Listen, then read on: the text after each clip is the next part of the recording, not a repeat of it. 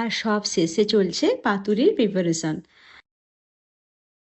আর একটু লেট হয়ে যাচ্ছিল দেখে আমার হাজবেন্ড এসে আমার সাথে একটু হাতে হাত লাগায়।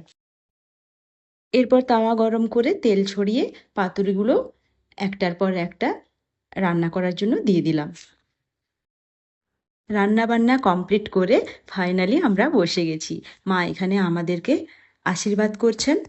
আশীর্বাদ পর্ব সেরে এবার তাড়াহুড়ো করে লাঞ্চের ব্যবস্থা করতে হয়েছিল, কারণ কি আমার রান্না সত্যি দেরি হয়ে গেছিল।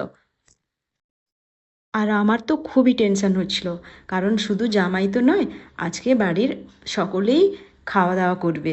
তো ওই জন্য খুব টেনশন হচ্ছিল যে ঠিক টাইমে সব কিছু করতে পারবো কিনা। এই যে ফাইনালি এখানে জামাইয়ের জন্য থালা সাজানো আমার হয়ে গেছে। এখানে আমার ঝুরি আলু ভাজা আর চাটনিটা মিসিং হয়ে গেছে, আমি দিতে ভুলে গেছিলাম।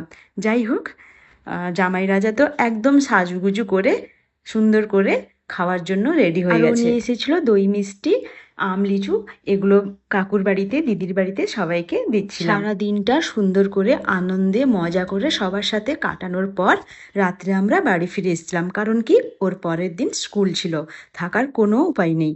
যাই হোক, জামাই ষষ্ঠীর এই ব্লগটা এই পর্যন্ত।